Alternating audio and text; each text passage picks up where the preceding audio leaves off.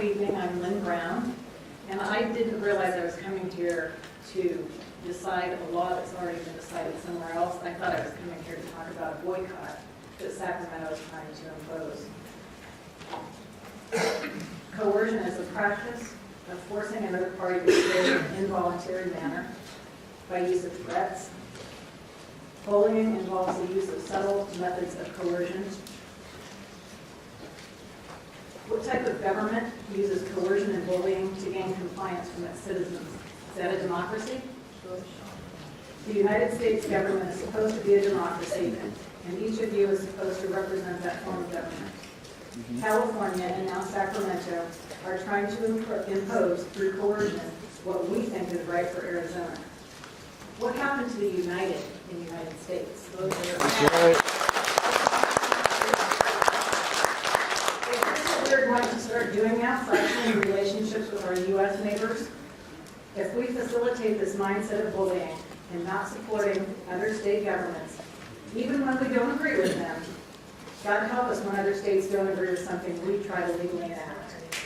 I researched fully that democracy meant I have the right to disagree with someone and not be held in fear of persecution. Apparently, as the mindset of this country changes and the ideals and ethics that built this country fall to the wayside, the definition of democracy is changing.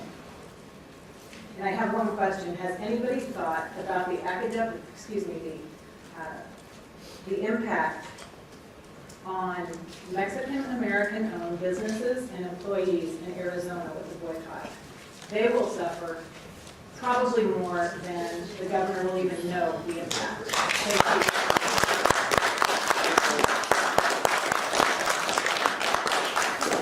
you. Dwight Brown, Mayor, and council members. To me, this is very, very simple. I would like to think that everyone in this room are law-abiding citizens. And if that is the case, there should not be a problem with this law. Because the law is not about race. It's simply about a state trying to protect its citizens and its borders.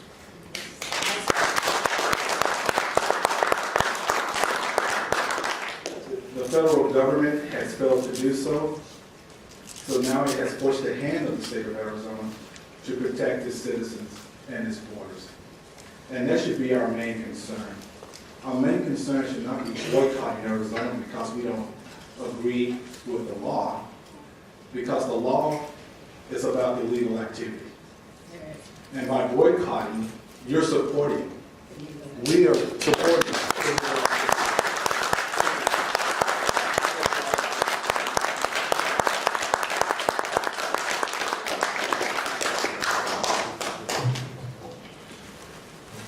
Hello there. I'm David Rodriguez from Save Our State. I'm heavily involved in the immigration issue, but my biggest complaint about this action tonight is actually related to hypocrisy. And I hate hypocrites more than I hate sanctimonious politicians. You are most concerned about another state, another jurisdiction that is hundreds of miles away, yet Sacramento County enforces immigration law. They do. In fact, we have ICE housing here. We are paid to hold ICE prisoners. $100 a head we get from the federal government to enforce immigration law. Sacramento County is doing no different than what's in this new law. Yet there is no outcry to boycott Sacramento County, and they're your neighbor. They are a part of you. What is the deal with that? I don't understand. Why is Arizona such a big deal and Sacramento County is not? Maybe you can tell me that. Getting off the hypocritical issue and just getting down to a human tragedy here, there is just countless violations of law and personal infractions by illegal aliens committed in Sacramento City and County yearly. I always carry some of these with me because it reminds me why I'm here. Cameron Brown, he was run over by an illegal alien several years back who was transporting more illegal aliens to go work in the fields. Hit and run. He left his precious cargo of people to defend for themselves after he ran over this poor motorcyclist and left him bleeding in the street to die. He would have wanted your protection. He's dead, he can't speak for himself, but I'm sure he would appreciate the rest of us doing so for him. Like I said, countless cases.